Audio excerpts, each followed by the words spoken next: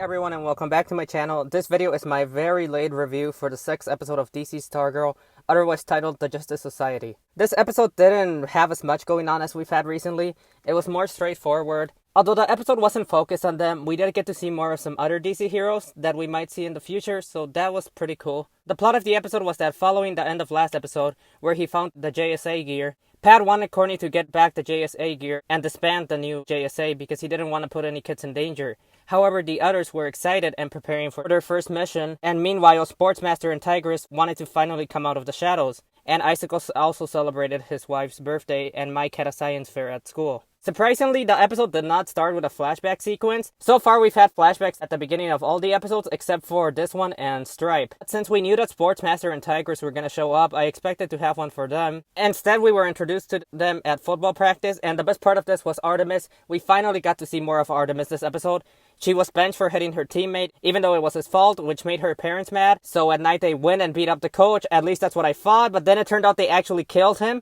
Principal Bowen texted Icicle to tell him that they had killed another coach and she was tired of replacing them. That was pretty funny. When Icicle woke up, I thought he was flatlining, but there was no medical equipment, so it was probably a dream about his wife. Although I think it would have been cool if his heart freezes every night when he sleeps and he almost dies every single day of his life. We also finally saw Cameron again. There wasn't many scenes of him, but the little we got of him was also really interesting. In this scene, he mentioned that it's his mom's birthday.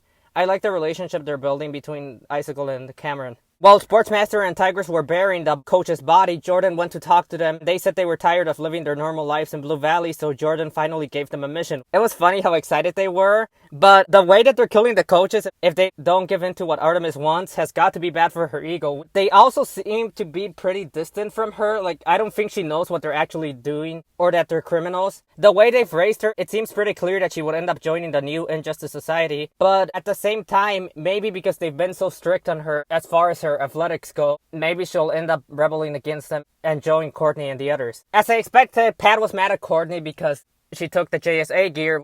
We finally learned that the Green Lantern doesn't actually work right now because it's missing the ring. So I guess we probably won't be seeing it for this season since we have our team for right now. Pat was disappointed in how Courtney recruited other people, and he actually explained that it's because he doesn't want other kids to end up dead like Joey did. That actually makes sense to me and confuses me a bit about Courtney because when Joey died, I thought this was supposed to be like the defining moment for her, but instead she seems to have forgotten about it by now.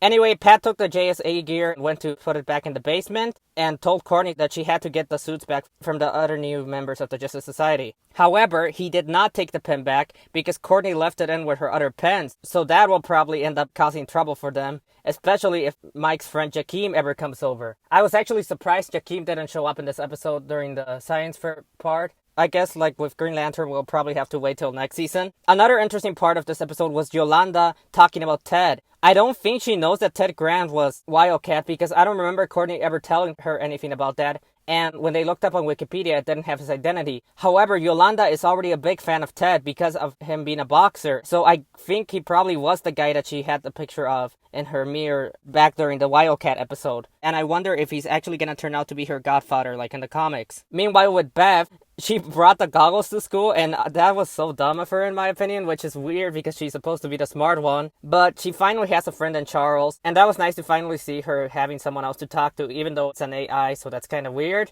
But she also feels a bit different now. Anyway, Courtney lied to her that she was at the library to study when she actually wanted the goggles back, but she felt bad because of how happy Beth was. While Courtney was talking to those two, Pat waited for Rick so he could get the hourglass back, and that was actually pretty weird of him to just be standing there waiting for Rick to walk by. They don't really know each other. I think Rick should have ran away or called the cops on him, but Pat gave him his dad's journal, and it turns out the journal had false information about Our Man's life. Pat mentioned that the reason that Rex gave his powers a limit of 1 hour was so that he wouldn't get addicted to them. So I'm interested if they'll actually end up having a storyline for Rick about addiction. That would be pretty interesting, and especially if they could tackle it in a different way from just drugs. But Pat wanted back the journal and the hourglass. Rightfully so, Rick wouldn't give it back because it's his property.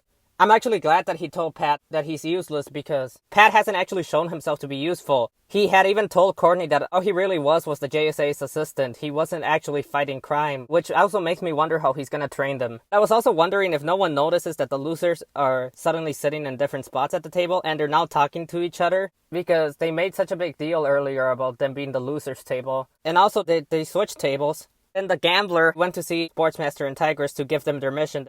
We saw that the ISA are not really friends. They just work together, as we had already seen before, because Icicle killed Joey and then killed the wizard.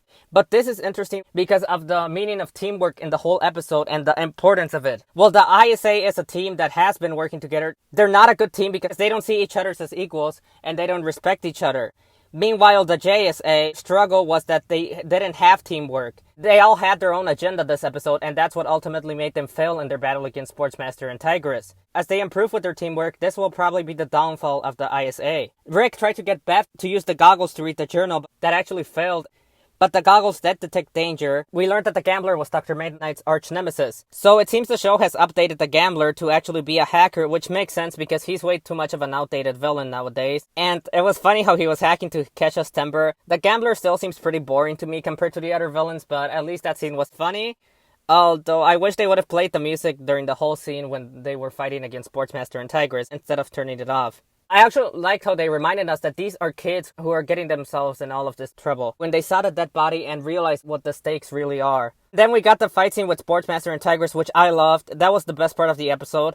It felt like a comic book coming to life, and I especially loved the fight scene between Wildcat and Tigress. I had already predicted that Wildcat was going to be the best fighter since she's actually a boxer while the other ones don't actually know how to use their powers. Our man also had some cool moments, but I'm glad he got beat up. He was too much like Ralph from TMNT. When Sportsmaster was fighting with Courtney, I thought the cosmic staff was actually destroyed for a second, and I kinda wish it would've so it would humble Courtney a bit. It was fine, but the JSA still got beat up. Pat came and actually proved himself to be useful, and the cool part about this is that this was the scene from Crisis on Infinite Earths, and I liked how Sportsmaster and Tigress immediately loved when Pat showed up because they got scared of him. So now that Pat saved them, the kids finally respected Pat, and Courtney and Pat finally started to understand each other because Courtney understood how Pat felt about her being too irresponsible, because that's how she felt with the other kids. Back to Icicle and Cameron, they went out for dinner because it was the mom's birthday, and the stupid waitress brought them over a cake. Why was she even eavesdropping on them? But it was still a nice wholesome moment between them. But the cool part about this was that we saw that Cameron has powers, so now the question is whether he'll end up joining the JSA or the ISA once he turns into Icicle Jr.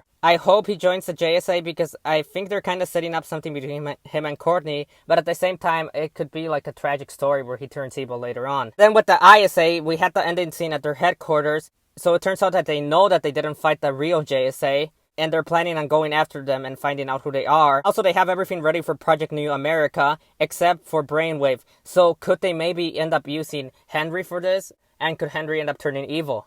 What I couldn't believe about this episode is that other than the fight scene, my favorite part of the episode ended up being Mike and Barbara. They finally had time to bond like Pat and Courtney. Overall, I think this was the weakest episode yet. It didn't feel like it had the same charm that the other episodes have had, but that doesn't mean it was a bad episode. I think I would give this episode a 7 out of 10. Well, that's it for this video. If you enjoyed this video, please leave a like and subscribe for similar content. I do reviews for Stargirl and the 100 every week. Leave your thoughts in the comments and have a good day. Thanks for watching. Goodbye.